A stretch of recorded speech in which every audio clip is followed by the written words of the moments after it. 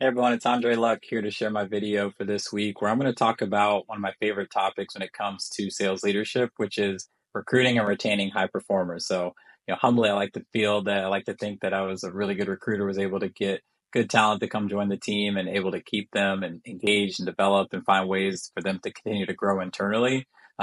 Going back to playing video games as a kid, I always enjoyed like the coach or the GM mode more of building a team than actually playing the games. And I think that came to life as I got into leadership and the management within sales and what dynamic's going to make the team tick and what's going to help us achieve our goals and who's the right pieces to help us do that and see success. So what I'm going to talk through today will be some of the challenges that come with getting the best talent and keeping them, solutions to overcome and resolve some of those challenges, and then the long-term outcomes that come from finding those solutions to those challenges. So I think to start, before I get into some of the challenges, really what I tried to focus on was being authentic and genuine through the process. Sometimes there are hiring managers or teams that are organizations that try and sway people with gimmicks and short-term tactics, and we got these perks and this pay. I couldn't always match that, and that's not always sustainable. But I wanted people to know the culture they're going to be a part of and who I would be as a leader, some of our flaws, some of our strengths, so that going into the process, we had established a relationship built on trust. And I think for the most part, people appreciated that. So, one of the top challenges, or the first challenge I'll hit on, is making sure you identify the right candidates to come join your team. Sometimes it's difficult to clearly articulate and define what makes your best people your best people. So, what we'd like to do is go back to some of our top hires or some of the top performers and really write out what are some of their traits and characteristics. And when we interviewed them, what were things that we saw that separated them from others so we could start to build out what that criteria looks like. So that's one of the solutions to this is having a clearly defined criteria of what it is that you're looking for based on your growth stage. If you're a startup and you're just building a team from scratch, there's a different type of salesperson that you're going to need. You need someone who's going to grind it out, be hungry, be very adaptable and flexible, very aggressive, assertive to go out and get new business. Where if you're in a mature stage as an organization or department, or maybe you're more in retention mode, maybe find a different type of person that has those skill sets to nurture and build relationships, cultivate future business out of the current book of business. That's a different type of hire than someone you're looking to really drive new business efforts. So knowing that up front and clearly defining it. When I was an inside sales manager, we would do group interview sessions. And what we would do is bring in the other leaders. It'd be an all day interview process, and we'd all rank the people in the morning. We get together at lunch, we talk through our rankings, and then make our decisions on how we wanted to handle the afternoon based on those rankings. And same thing in the evening. I think we could have been more refined on like specific characteristics because it was like, this person, thought they were a 10, or this person may have thought they were an 8, and they ranked them differently. But we would take at least the culminative group of everyone's rankings and use that in our decision making. And then at the end, it came down to me and my potential, or potentially my direct supervisor, to make the final decision. But we got everyone's insight and input, which I think helped. And so having somewhat of a defined criteria of what it is you're looking for can really help with that. Um, in the interview process, asking situational questions. So a lot of times you'll ask them, what are your biggest strengths? What are your biggest weaknesses? All the standard, typical interview questions. But what really helps you identify who it is that you're going to be potentially bringing on is asking situational questions.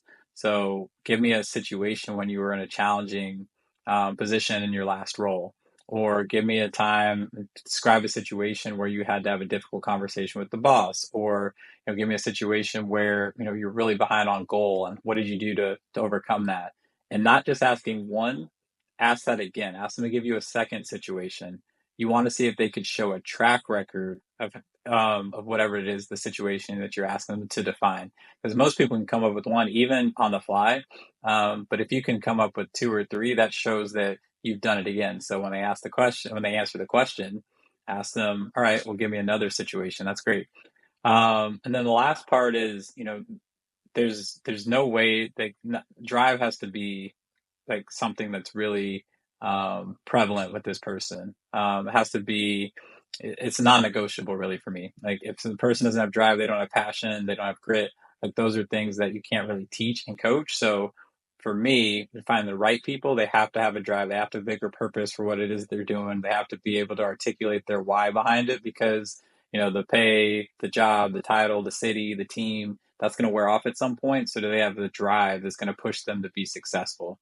And any time that I reached on someone or anytime I tried to root for someone because I really like their story, their background, or, I can get the most out of this person, even though I know they're probably not, at the level I want them to be, that 9 times out of 10 that backfired on me. So don't reach, don't hear things that you want to hear.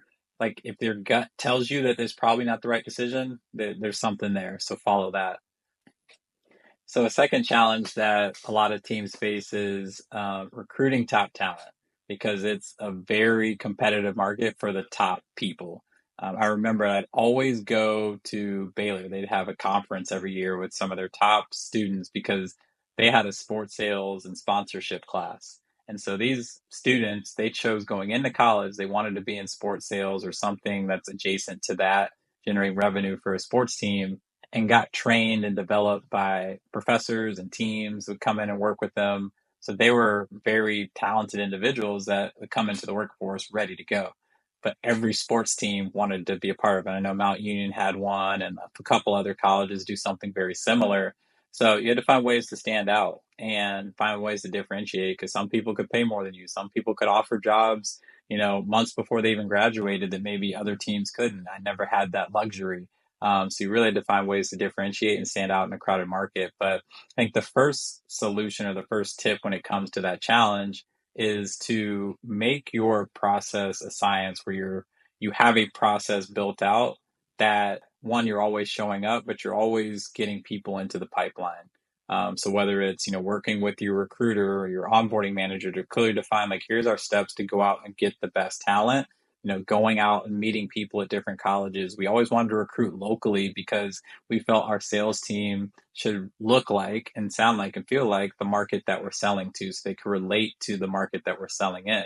So local universities, if you're looking for bilingual speakers, there's certain markets where that's more prevalent. So really making sure that you're present everywhere so people know about you.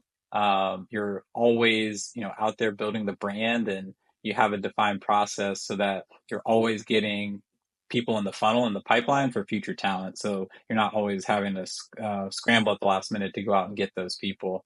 Leveraging the both external recruiting with internal recruiting. That's the way that you get the best. I think most of your stars are going to be developed from within. They've come through your system. They understand your processes. They're homegrown. So you've literally trained them from the beginning, the best processes for your team, your market, everything like that. But you also have to make sure that you're getting the best people. I remember once I was interviewing for a role and my boss said, I'd love for you to step in this role, but my job is to go find someone better than you. As much as that hurt hearing that, now that, I've been in a role where I oversee the department, I get it. Like, your job is to get the best people and you owe it to your staff to go out and get the best people around them. So there's a blend between making sure that you promote internally, so that you have that culture, camaraderie, that track record of internal promotion, so people are motivated as they come up through the system. But then also going out and finding the right people externally, almost like getting free agents in sports. So making sure that they're the right fit for what you are, where you're at in your growth stage, so finding that balance to make sure you're always getting the best people, both internally and externally for the role. And then one thing I heard recently that I thought was good, I haven't done this before, but I would do it in the future, is right before you're about to make an offer to someone, especially someone that's like you're really trying to recruit and they have different offers out there, sending them a list of your direct reports and allowing them to reach out to them because I think that just establishes a level of trust and transparency that as a leader you're willing to show. And almost like, reviews for like a restaurant or a business where people could look those up. Like you're literally saying like, hey, here are the people that have worked for me. Reach out to them.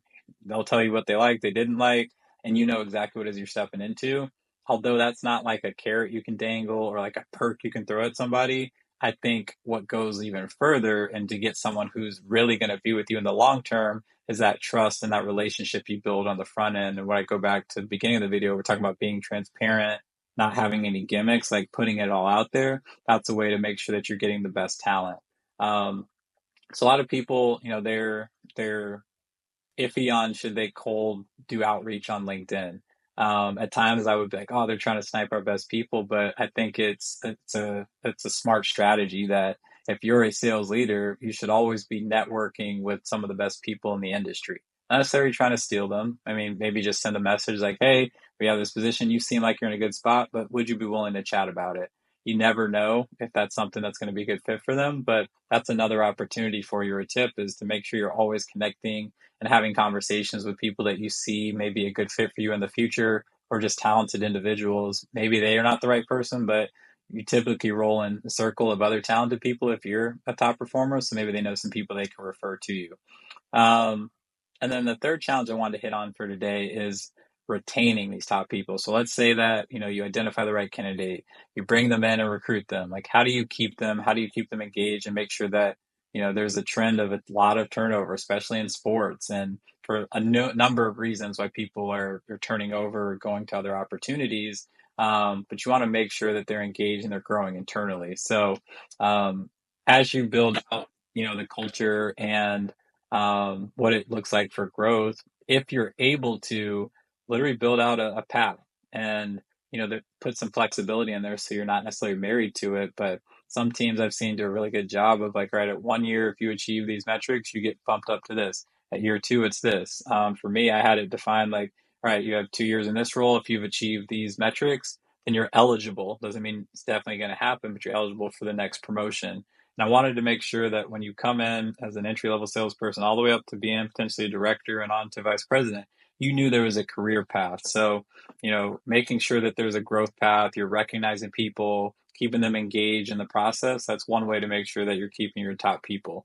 Letting them feel heard, giving them a voice. It seems simple and it seems like a lot of people do it, but a lot of times, people don't get that platform to speak up. If they do, if they get deemed as negative or they're not part of the culture, they're not bought in. Like, people have opinions and they need to be heard, and it may be tough for you to hear it sometimes, and something like, all right, this person, here they go again. But like, they need to get it out, they need to know that they feel heard, and you need to find that balance between, all right, letting them turn into a negative person and just vent and complain and gripe all the time, and like, all right, like, let's cut it, like, there's enough, like, let's move forward or move on.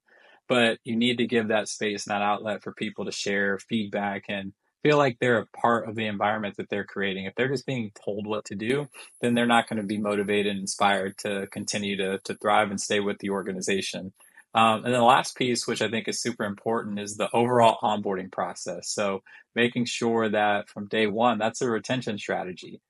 Similar to like any client you bring on board, the sales process and the onboarding process all starts that renewal. So how you set the stage and set the tone when someone first comes on board sets that expectation in their mind and that feeling of what they have for your organization and want to be a part of what you're building. And that buy-in all comes through the onboarding process. So making sure that that's tight.